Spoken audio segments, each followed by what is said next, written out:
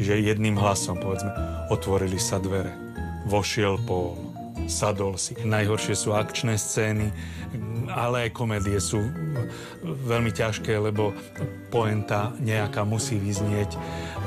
Pri akčných scénach sa zase nedá presne detailne popisovať, kde, aký úder, ale je dôležité, kto vystrelil. Vyťahol palicu. Buchol agenta spoza stromu. Bojuje holými rukami. Napadol ďalšieho agenta, aj tretieho. Kto dal úder, kto ho dostal, či niekto prehráva, či vyhráva. Petrovi dajú zabrať nielen akčné filmy. O zábavu sa vždy postará aj búrlivák Charlie s jeho čerstvo rozvedeným bratom Allenom a synovcom Jakeom. Tam sa nedá byť neutrálny. To sú krátke veci s veľmi prekvapujúcimi dialogmi a veľmi prekvapujúcimi poentami. Filmy a seriály s obľubou sleduje aj pán Mamojka, ktorého šedý zákal pripravil o obidve oči.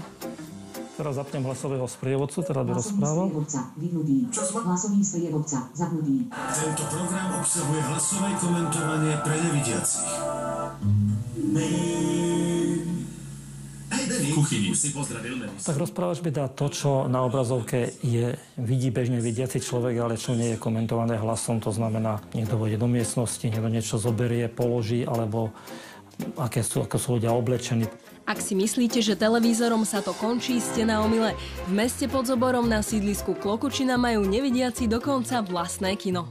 Je to v podstate presne to isté, čo tu na tom televízore vidíte. Sú filmy, ktoré sú už robené s komentárom a tam sa cez projektor púšťajú, takže môžu ľudia prísť, ktorí sa dohovoria vopred, si takýto film vypočujú a pozrú. Otvorili sa dvere. Sheldon vyšiel z toalety. Medzi tým sa domov vrátil Leon. Ale by som povedal, že to nie je len pre nás. Je to aj pre seniorov, povedzme, ľudí, ktorí popri tom musia nejakú prácu robiť. Napríklad, keď sa mamička stará o deti, tak nemôže stále pozerať televízor, ale môže ho počúvať. Dám vyprať pár vecí, kým pôjdem do práce. Melisa s košom na bielize.